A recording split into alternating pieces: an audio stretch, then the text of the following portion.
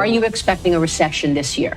I hate to predict things like that. And Trump also managed to slap all the Canadians with these new rules. New registration requirements for Canadians and failure to comply could result in criminal charges. I will not hesitate to shut the electricity off completely. Canadians are responding with a boost in patriotism now. He somehow managed to bring back Liberal Party out of coma. You Siddiqui, you're running as an outsider. I am an outsider. Keep our tariffs on until the Americans show us respect.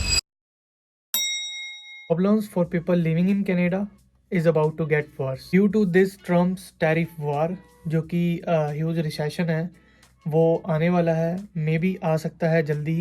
और देखो Trump जो हैं वो क्या कह रहे हैं। Are you expecting a recession this year? I hate to predict things like that. There is a period of transition because what we're doing is very big. President Trump ये भी नहीं बोल रहे कि मैं रिसेशन आने ही नहीं दूंगा, तो this is the early sign कि रिसेशन आने वाला है, तो इसको हल्के में मत लेना please. And Trump also managed to slap all the Canadians with their new rules. Planning a trip to the United States for more than 30 days, there are new registration requirements for Canadians, and failure to comply could result in criminal charges. या Trump जी तो अपने out of mind हो चुके हैं और पिछले कितने decade से जो कैनेडियंस है वो बॉर्डर क्रॉस कर रहे हैं। जैसे कि हमारे कैनेडियंस, कनाडा में ये क्या जाता है स्नोबर्ड करके एक है जो कि अपने विंटर में यहाँ से वहाँ पे घूमने जाते हैं, एज अ विजिटर जाते हैं। तो ये उनको वीज़ा लेने के लिए रजिस्टर करवाना पड़ेगा कि अगर आपको 1 महीने से ज़्यादा रुकना है तो आपको रजिस्टर्ड वहाँ कराना पड़ेगा। तो डिफरेंट रूल्स लेके आ रहे हैं ट्रम्प जी, और अभी आगे रिसेशन भी आने वाला है और ये नए रूल्स जो आ रहे हैं ये इफेक्ट कर रहे हैं कैनेडियंस को। कैनेडियन ने तो अब ये भी चला दिया है बायकॉट करो यूएसए को,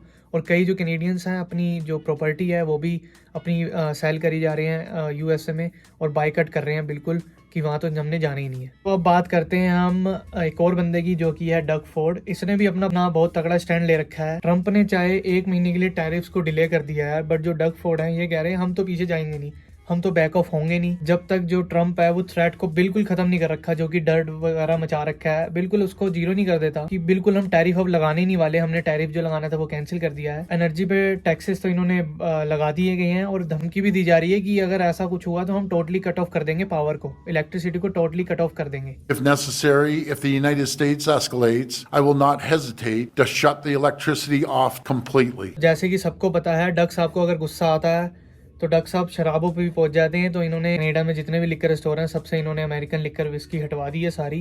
तो चलो अब बात करते हैं जस्टिन ट्रूडो की। तो जस्टिन ट्रूडो की लास्ट कुछ दिनों में ही somehow managed to bring back Liberal Party out of coma. जैसे कि आप सबको पता है जस्टिन ट्रूडो का इतना मजाक उड़ाया जा रहा था, हर तरफ ट्विटर पे स्टोरीज वगैरह पे इतना मजाक उड़ाया जा रहा था। ये वीडियो देखिए। Now I want to speak directly to one specific American, Donald. जैसे कि वीडियो में देखा इन्होंने सीधा पॉइंट आउट करा प्रेसिडेंट डोनाल्ड ट्रम्प को, और ये भी नहीं बोला कि प्रेसिडेंट डोनाल्ड ट्रम्प, सीधा नाम लेके पुकारा है डोनाल्ड की, यही है हर चीज के पीछे। एज ऑफ नाउ क्या चल रहा है, जितना भी पार्टी का बोझ, जितनी भी रिस्पॉन्सिबिलिटीज हैं वो सारी शिफ्ट होके किसके पे चली गई हैं, मार्क के शोल्डर पे चली गई हैं। एक आउटसाइडर है। Siddiqui, you're running as an outsider. I am an outsider. तो ये भैया पूरे तरीके से तैयार है फाइट करने के लिए कि अगर कनाडा को कोई भी बुले कर रहा है या कोई भी ऐसा कुछ कर रहा है तो भैया ये पीछे नहीं हटेगा, ये लड़ने के लिए ऑलवेज तैयार है। इनने ये चीज कही है। My government will keep our tariffs on until the Americans show us respect. अब चलो इसके इम्पैक्ट की बात करते हैं। तो सबसे अच्छी एक ही बात हुई है अभी तक कि जितने भी कैनेडियंस हैं अब आपस में मिलके फाइट करने के लिए आगे उतर चुके हैं।